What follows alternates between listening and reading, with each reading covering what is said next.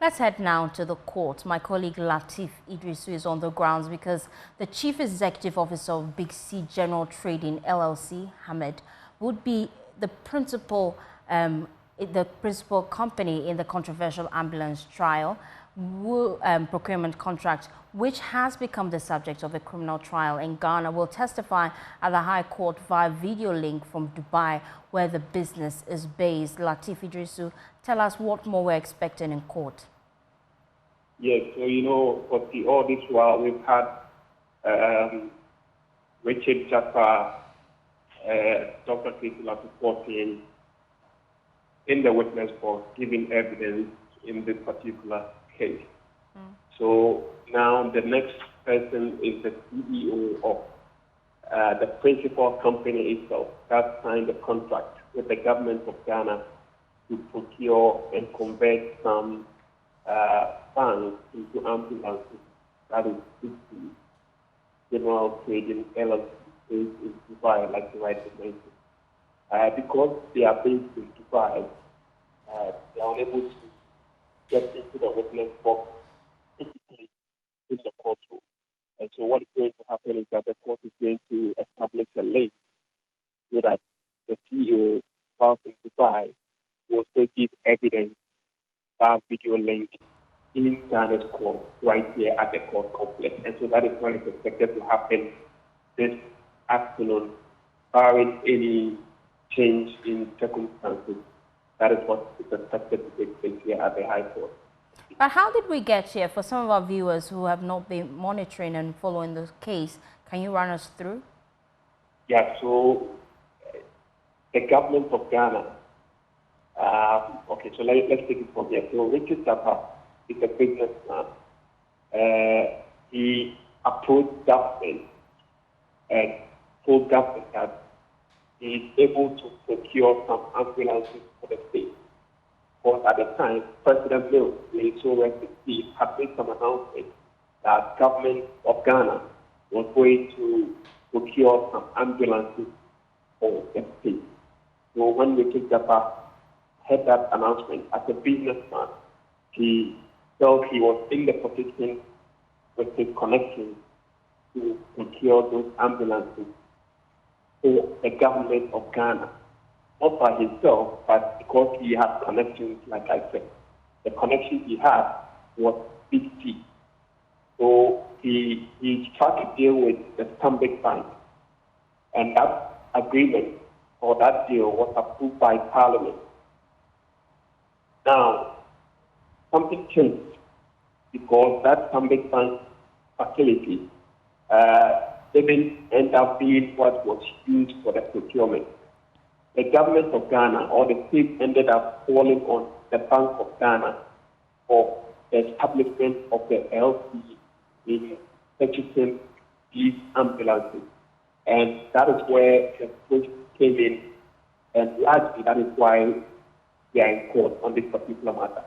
Because originally it was supposed to be a Stanbic Bank facility, then it changed to a Bank of Ghana facility, if you like. And so that is why we are in court. Bottom line, that is why the state deemed that something wrong happened because, according to the state, it was the Deputy Minister of Finance at the time, who authorized the letter of credit for the money to be released to 50 for the procurement of the ambulances. And so they deemed that that was improper. That is one. And that the ambulances that were procured, it turned out were not quote and unquote fit for purpose.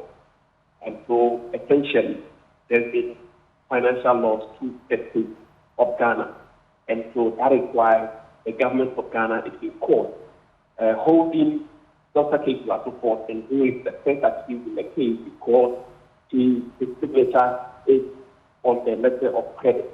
But he's put up a defense that yes, his signature may be on the letter of credit, but he got the authorization from his boss, who was the secretary. The secretary was then the substantive finance minister. The secretary has also come to the witness box to testify to court that in fact he gave the authorization to Kisila reporting, put the signature on the letter of credit for the ambulances. So that's the last because State Law Enforcement also entered the witness box, gave its own evidence, proved that he's innocent of the charges leveled against him of willfully causing financial loss to the state and deliberately misapplying a property. He's made it clear that he's not, he's innocent. Then came the Richard Japa. Richard Japa is the agent between the government of Ghana and Big C certified-based business. So he also came in, he gave his testimony and his evidence, and he's done, he's exited. Now it's time for the principal company, that is Big C General Trading LLC, to also come in and give their own evidence, what they know about this particular contract. There's also an update on the men's gold case, Latif. Let's run through that quickly. The update on the men's gold case. We know that Nana Appiah-Mensah would be in court today. Yes, as I speak with you, Nana Appiah-Mensah, aka number one, is in court. I was just sitting a row behind him. He's dressed in white with his glasses on and is perusing through some documents, which I suspect the lawyers are going to put to court this morning. A lot of the victims of the men's gold, quote and unquote, fraud are in court. As I speak with you, most of them elderly men who appear to be beyond 60 years. Men, women, young and old, all inclusive, all victims. They are all in court as I speak with you. The judge is expected to make a determination whether or not Nana Appiah-Mensah, aka number one, has a case to answer or he walks free. So today is a major decision day for Nana Appiah-Mensah and the victim of the men's gold case. Nana Appiah-Mensah, in the next few minutes, will know his fate, whether or not he's going to walk free or he has case to answer, which means that whatever charges that have been leveled against him by the state has successfully proven that yes, he committed those. And so that is what is going to happen. This was supposed to have happened yesterday, but the sitting judge is also a court of appeal judge who we had additional responsibility of sitting as a court of appeal judge. So he was there yesterday and so couldn't sit on this particular matter today. Today, the indication is that he's available. And so in the next few minutes, we expect that determination to be made by the court. Thank you, Latif Idrisu, coming to us live from the courts now.